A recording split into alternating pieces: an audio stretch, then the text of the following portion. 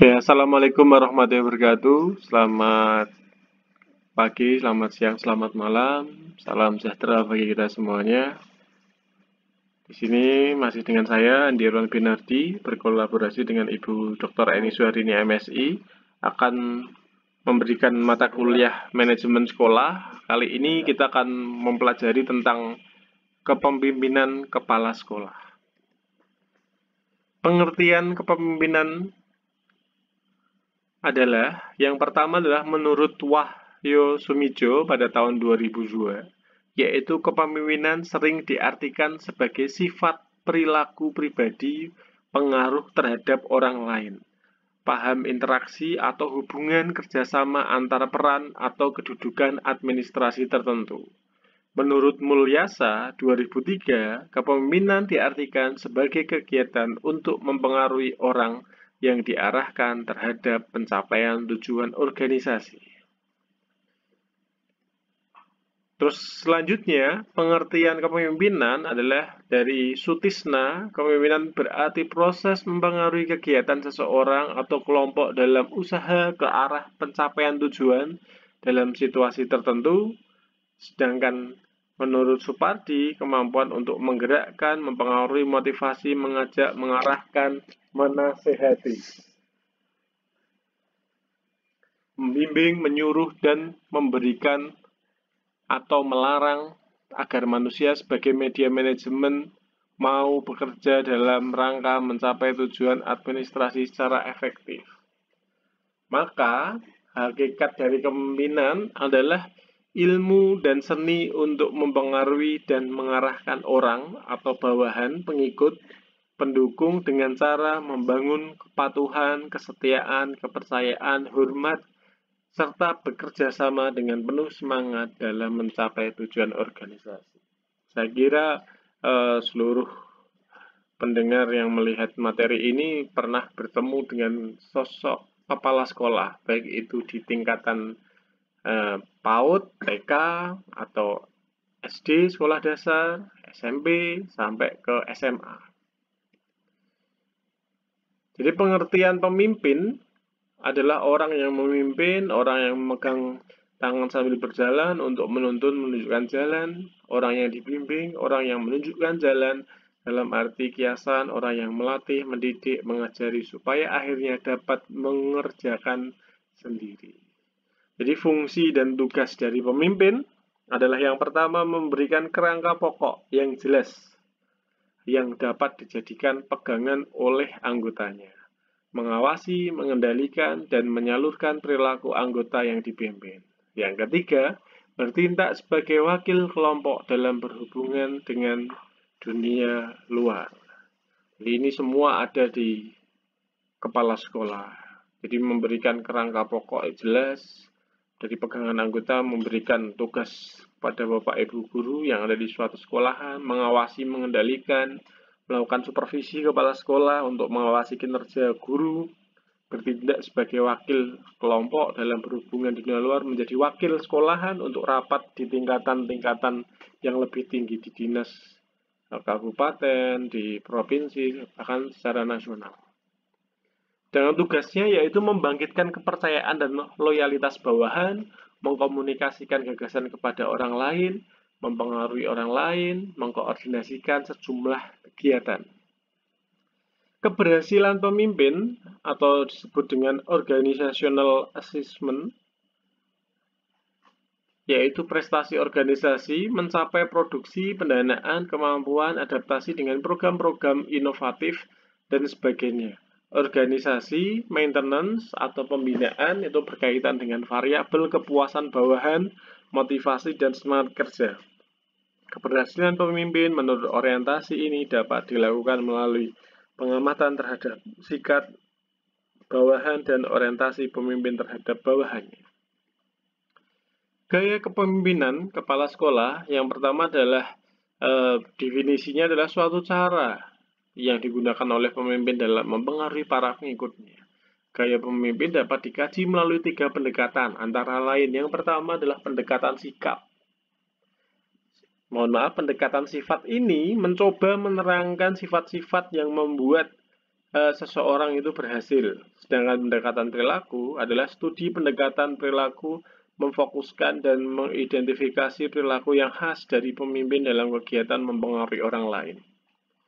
Selanjutnya yang ketiga adalah pendekatan situasional. Pendekatan ini menitikberatkan pada berbagai gaya kepemimpinan yang paling efektif. Diterapkan dalam situasi tertentu, yaitu teori kepemimpinan kontingensi, Fiedler and Chambers, yaitu hubungan antara pemimpin dan bawahannya, struktur tugas, kekuasaan yang berasal dari organisasi, dan yang selanjutnya adalah teori kepemimpinan 3 dimensi, meliputi gaya kepemimpinan Redin, memiliki 4 gaya dasar, yaitu integrate, relate, spirit, dan dedicate. Keempat gaya yang tersebut dapat menjadi efektif, tidak efektif, dan akan menjadi 7 gaya kepemimpinan, yaitu gaya efektif, eksekutif, developer, benevolent, autocrat, dan birokrat. Sedangkan yang gaya tidak efektif adalah compromiser, missionary, autocrat, dan deserter. Teori kepemimpinan situasional adalah gaya mendikte atau telling, gaya menjual, selling, gaya melibatkan diri, participating, dan gaya mendelegasikan, delegating. Ini adalah gaya-gaya yang ada di suatu kepemimpinan. Selanjutnya, kepemimpinan dalam peningkatan kerja. Ini sangat penting. Yang pertama adalah pembinaan disiplin. Maka kepala sekolah harus memberikan contoh yang baik kepada bawahannya, yaitu meningkatkan kinerja. Pegawai perlu dimulai dari sikap demokratis. Oleh karena itu, dalam membina disiplin perlu berpedoman pada sikap tertentu. Disiplin tepat waktu, menggunakan pakaian yang sesuai dengan aturan sekolah. Terus yang kedua adalah pembangkitan motivasi, adalah teori Maslow, membagi kebutuhan menjadi 5 kategori, yaitu kebutuhan fisiologis, kebutuhan rasa aman, kebutuhan kasih sayang, kebutuhan akan rasa harga diri, dan kebutuhan akan rasa aktualisasi diri.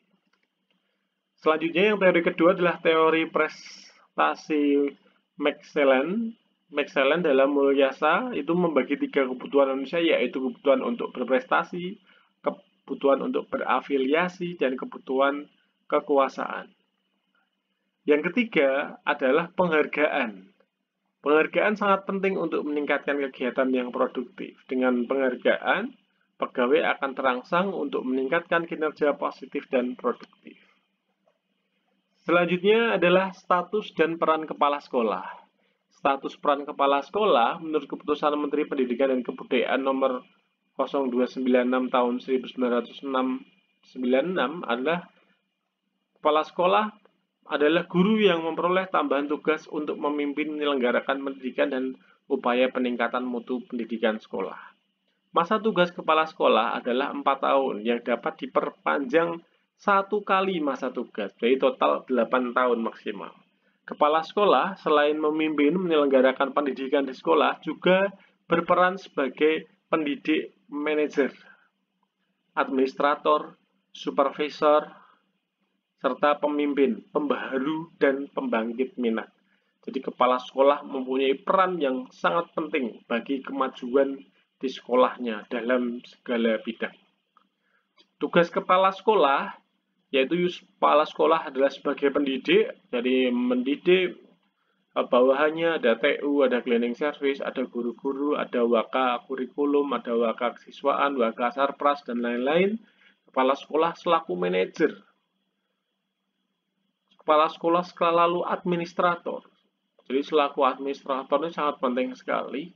Yang keempat, selaku supervisor. Ketika ada guru yang sedang mengajar, maka harus supervisi, dilihat bagaimana cara mengajarnya.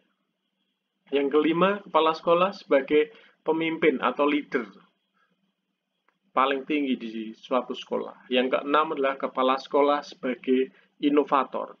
Jadi harus berinovasi kepala sekolah, membuat sekolah tangguh bencana, membuat sekolah berbasis lingkungan hidup, dan lain-lain. Yang tujuh, kepala sekolah sebagai motivator.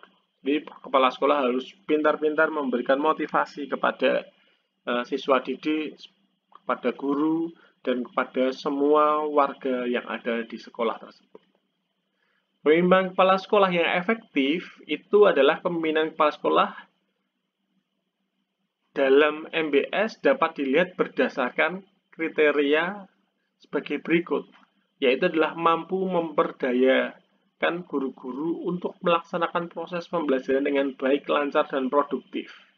Yang kedua, mampu menyelesaikan tugas dan pekerjaan dengan tepat dan cepat, sesuai dengan waktu yang telah ditentukan.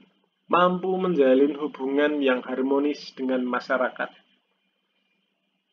Yang keempat, berhasil menerapkan prinsip kepemimpinan yang sesuai dengan tingkat kedewasaan guru dan pegawai lainnya. Yang kelima, bekerja dengan tim dan manajemen. Yang keenam, berhasil mewujudkan tujuan sekolah secara produktif sesuai dengan ketentuan yang telah ditetapkan. Jadi inilah yang disebut dengan kepemimpinan kepala sekolah yang efektif. MBS adalah manajemen berbasis sekolah. Demikian, semoga bermanfaat materi dari saya. Apabila ada tutur kata yang kurang berkenan, saya minta maaf. Ketika ada pertanyaan, silahkan bisa ditanyakan di kolom komentar atau bisa menggunakan media sosial yang lainnya. Sekian dari saya. Akhir kata, wassalamualaikum warahmatullahi wabarakatuh.